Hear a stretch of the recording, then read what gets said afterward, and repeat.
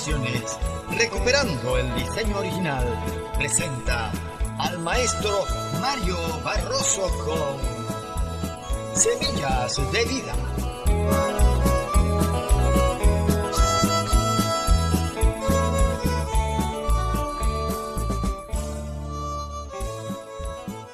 Saludos y bendiciones a los amantes de la palabra de Dios. Continuamos el estudio del libro de Apocalipsis y hoy estaremos entregando la enseñanza número 41. Estamos estudiando las 7 iglesias aún y estamos en los capítulos 2 y 3. Y en esta oportunidad continuamos con el análisis que estamos haciendo a la carta enviada a los de Filadelfia. Y esto lo encontramos en el capítulo 3 y versículos 7 al 13. En la enseñanza anterior estuvimos mirando acerca de esta iglesia que el Señor Jesucristo da promesas de herencia a los fieles, a los que verdaderamente se mantienen leales a Él. Estuvimos analizando en el versículo 9 esta promesa de Cristo que le da a estos hermanos, y es que en algún momento, algún día, los judíos que calumnian a los cristianos, que los persiguen, que los atacan, van a tener que arrodillarse a los pies de la iglesia del Señor. Los judíos esperaban que en la nueva era todas las naciones ofrecerían un homenaje de humildad a los judíos.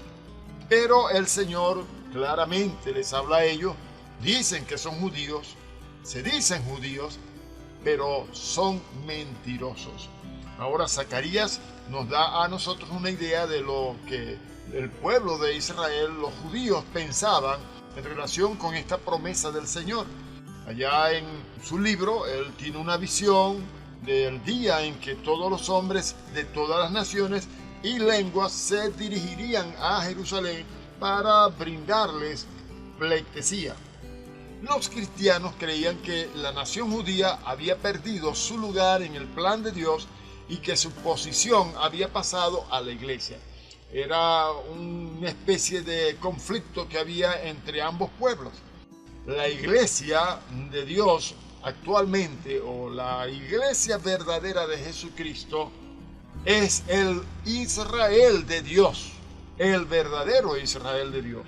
Así que el pueblo de Israel terrenal ahora tiene que entender que si no vienen a formar parte de la iglesia, que es el verdadero Israel de Dios, no van a participar de esta promesa que el Señor les ha dado.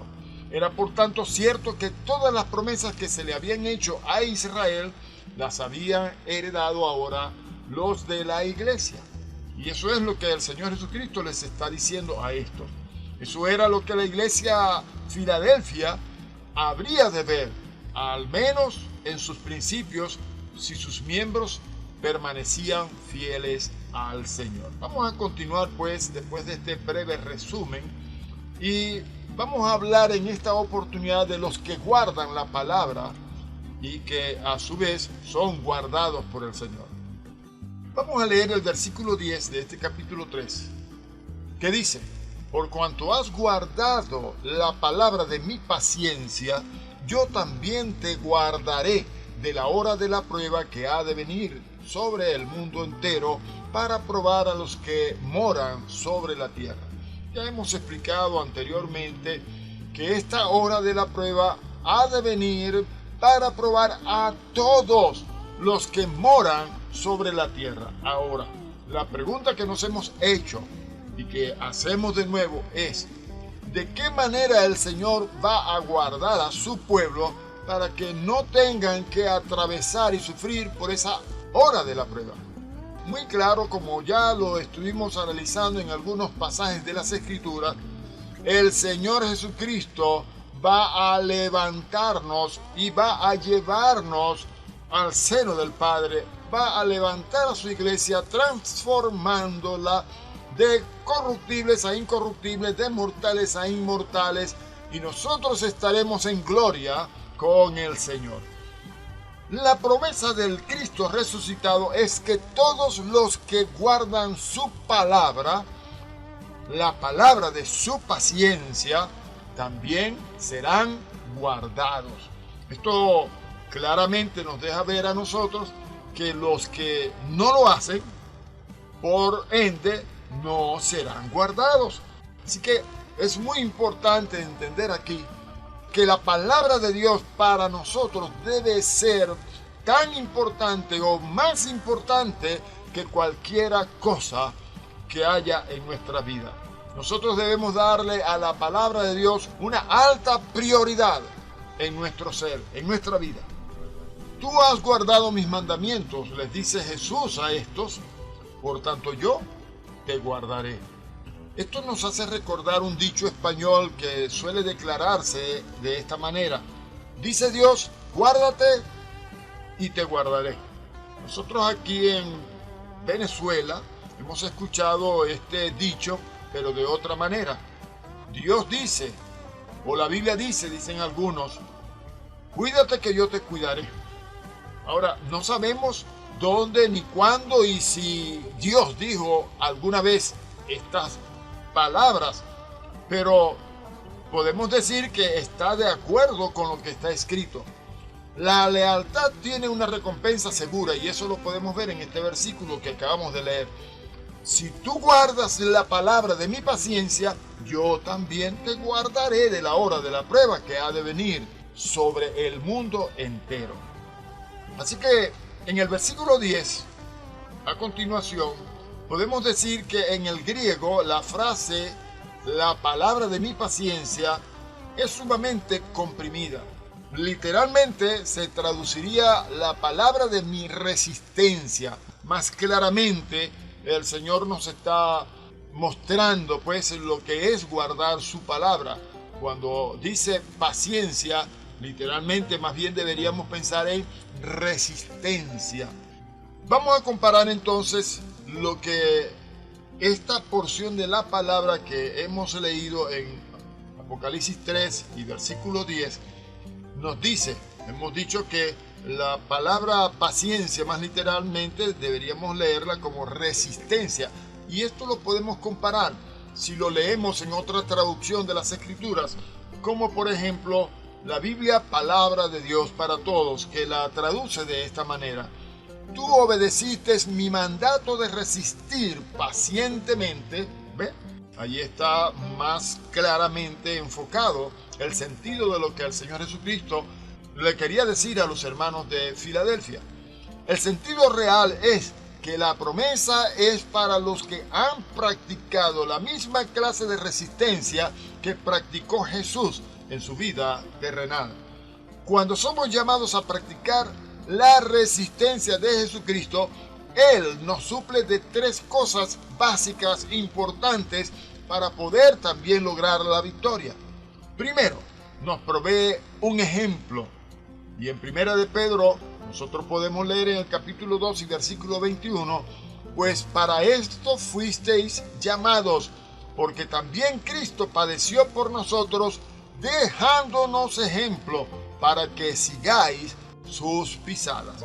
Podemos compararlo con lo que Juan también escribe en el capítulo 13 y versículo 15. Porque ejemplo os he dado, para que como yo os he hecho, vosotros también hagáis. Así que tenemos un ejemplo en Jesucristo al cual nosotros debemos imitar. Basta ya, hermanos, de estar imitando a aquellos que no están caminando en línea con la voluntad de Dios. El ejemplo que nosotros tenemos en Cristo Jesús debería ser para nosotros aquel a quien nosotros debemos imitar, no a otro. La segunda cosa que el Señor nos está dejando a nosotros para poder tener esta victoria es que Él nos está aportando una inspiración.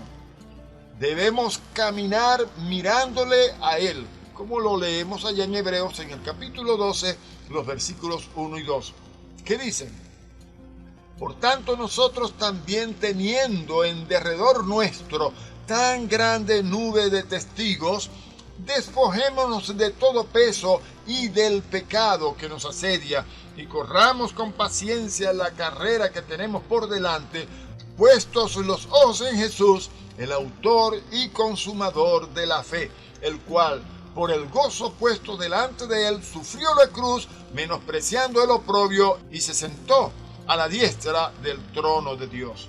Jesucristo nos está dando una inspiración, y nosotros podemos ver en esta inspiración que tenemos en él la grande nube de testigos. Usted puede leerlo allá en el capítulo 12 de Hebreos, y en el capítulo 11 también se nos habla de una gran cantidad de héroes de la fe, que, bueno, ellos, aunque no estuvieron presentes, ellos caminaron adelante leales al Señor, como viendo al invisible. Hay una tercera cosa que el Señor nos da, y es la resistencia de Jesucristo, que es la garantía de su simpatía hacia nosotros cuando se nos llama a resistir como Él. En Hebreos capítulo 2 y versículo 18 dice: pues en cuanto Él mismo padeció siendo tentado, escuche bien, es poderoso para socorrer a los que son tentados. En este versículo 10 que hemos estado analizando, nos encontramos de nuevo con creencias típicamente judías. Como ya hemos visto, a menudo los judíos dividían el tiempo en dos edades. Lo primero es que para ellos el tiempo era una era presente, que es totalmente mala, como lo leemos en Gálatas capítulo 1 y versículo 4, que dice: el cual se dio a sí mismo por nuestros pecados para librarnos del presente siglo malo, conforme a la voluntad de nuestro Dios y Padre. Aleluya. Así que este presente siglo malo es porque el Dios de este siglo malo es precisamente Satanás. La segunda cosa que podemos ver en este versículo 10, aparte de lo ya visto, es que el tiempo para los judíos es también vista como la porvenir. Hay una edad presente que es la mala, pero hay una porvenir que es totalmente buena, entre las cuales hay un tiempo de destrucción cuando caiga el juicio sobre el mundo, que es la hora de la prueba que ha de venir sobre los que moran sobre la tierra. A ese tiempo se refiere aquí Juan, hasta cuando el tiempo llegue a su fin y el mundo, tal como lo conocemos, deje de existir. El que sea fiel a Cristo estará salvo bajo la protección de nuestro Señor. Así que hay cosas que van a estar sucediendo en la edad por venir, que serán malas, sí, pero para los malos. Pero para nosotros, los buenos, los justos, los que hemos sido santificados en el Señor, serán buenas. Continuaremos con este tema y seguiremos entendiendo mejor todas estas cosas. Dios les bendiga.